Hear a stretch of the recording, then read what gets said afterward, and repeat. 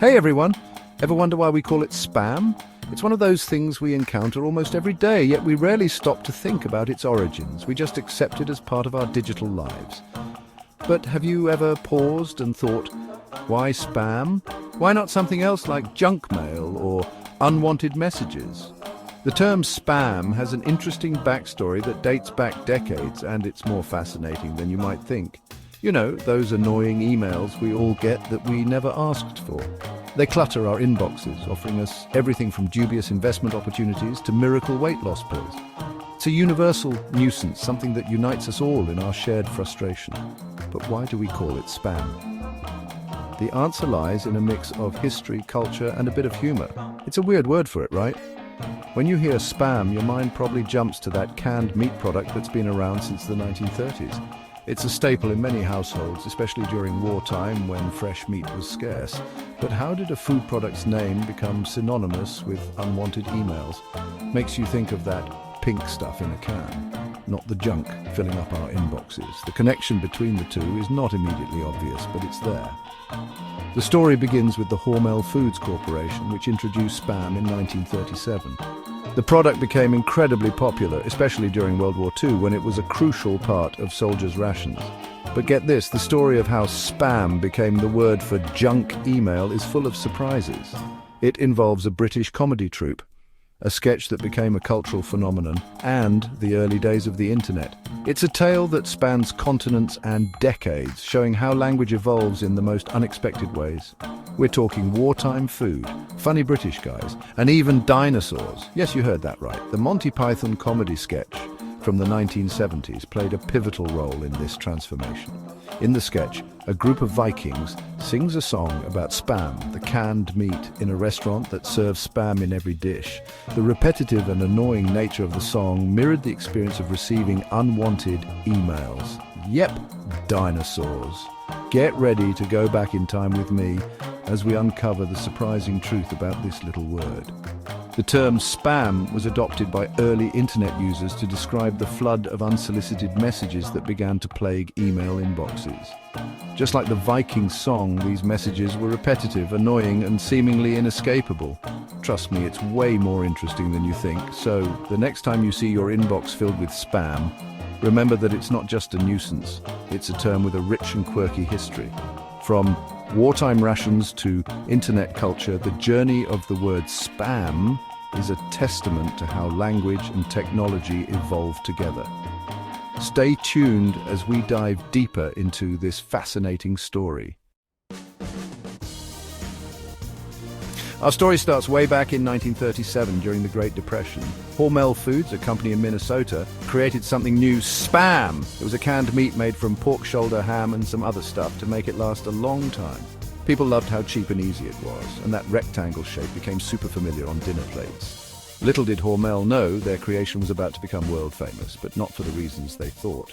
Spam was about to get caught up in some big world events that would change everything. Then World War II started in 1939, and spam became a lifesaver. It lasted forever, was easy to ship, and didn't spoil, perfect for soldiers fighting far from home. Millions of cans were sent overseas, feeding the troops and earning nicknames like Army Meat. But it wasn't just soldiers who ate it. In Britain, where food was scarce, spam became a regular meal for families too. They'd fry it, bake it, even eat it cold. Spam became a big part of British life, whether they liked it or not. Fast forward to 1970. A British comedy group called Monty Python, known for their wacky humour, did a sketch that would change how we see canned meat forever. It was called Spam, and it took place in a cafe where every single dish had spam in it. A couple just wants a meal without spam, but the waiter keeps sticking it in everything. The whole thing ends with Vikings singing about how great spam is, totally taking over the place. It was hilarious and made fun of how much we put up with just because something is easy. That Monty Python sketch was a huge hit. Everyone loved it, especially those singing Vikings. It became a symbol for anything annoying and repetitive that you couldn't escape. But it wasn't just a funny sketch, it actually changed things. Just as the internet was getting big in the 80s and 90s, people started getting tons of emails they didn't want. Sound familiar?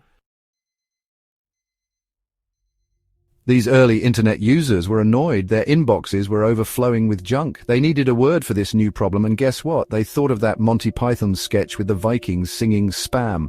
Just like the unwanted spam in the cafe, these junk emails were everywhere and multiplying fast. The word spam stuck perfectly. It was short, easy to remember, and captured the feeling of getting those emails nobody asked for. And that's how a word from a funny sketch about canned meat became what we call junk email. But wait, there's more. To really get why spam, Monty Python and junk email are connected, we need to go even further back in time to 19th century Britain. This was when people were going crazy over a huge discovery: dinosaurs. In 1825, Gideon Mantell, a British scientist, found a giant tooth that belonged to an iguanodon, a big plant-eating dinosaur. This discovery got everyone fascinated by dinosaurs. People couldn't get enough of them. This dinosaur craze took over Britain. It showed up in art, books, and even comedy. The Victorian era was a time of great fascination with the natural world, and dinosaurs were at the forefront of this curiosity. People were captivated by the idea of these enormous prehistoric creatures that once roamed the earth. This fascination wasn't just limited to scientific circles, it permeated popular culture as well. Artists and writers of the time were inspired by the sheer scale and mystery of these ancient beasts, leading to a surge in dinosaur-themed works. From detailed illustrations in scientific journals to imaginative depictions in literature, dinosaurs became a symbol of the unknown and the extraordinary.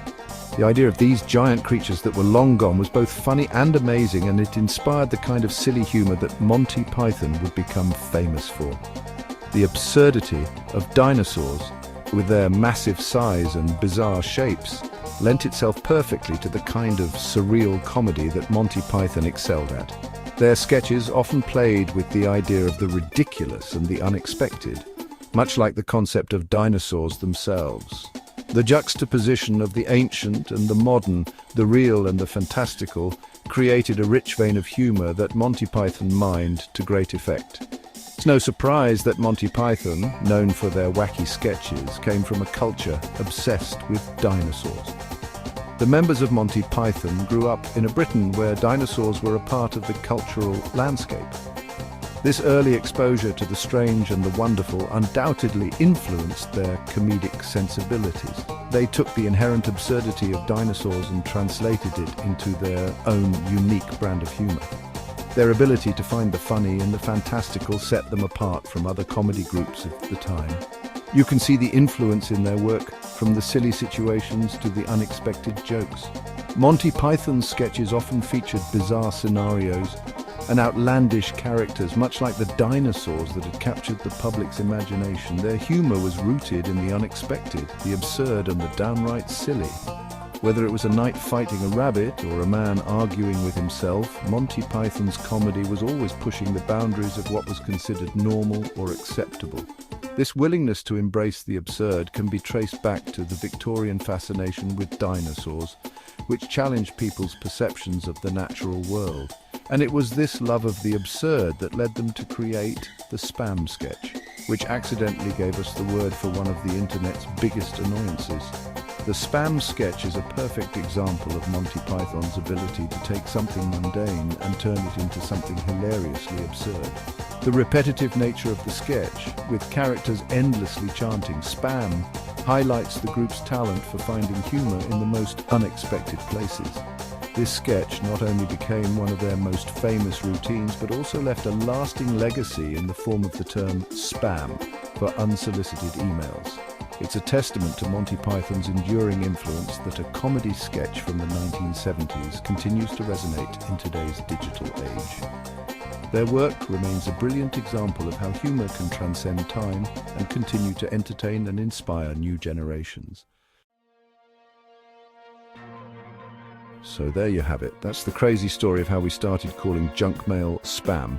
But let's dive a bit deeper into this fascinating tale.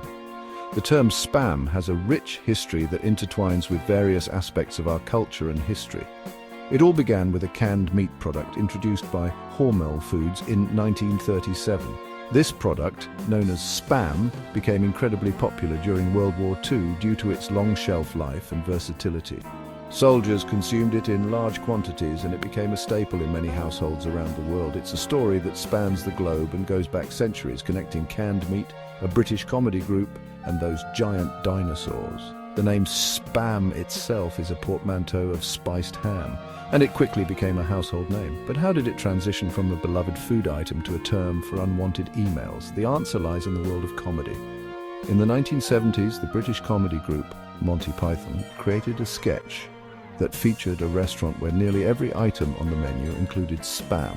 The repetitive and overwhelming nature of the sketch led to the association of the word spam with something excessive and unwanted. It shows how powerful words can be, how history shapes our lives today, and how even the most ordinary things can have amazing stories behind them.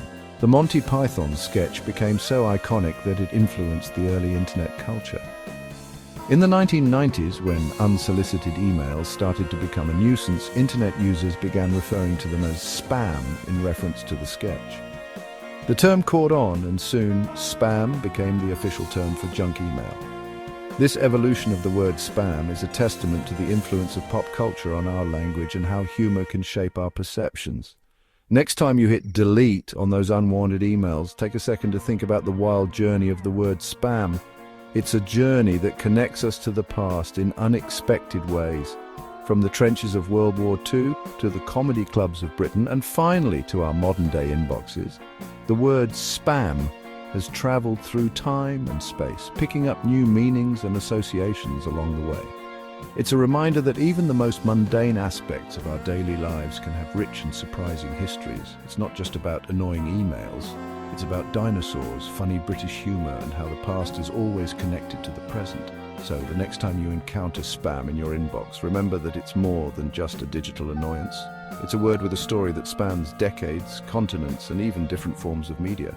From Jurassic giants to junk mail, the journey of spam is a fascinating example of how language evolves and how our history is interwoven with the words we use every day.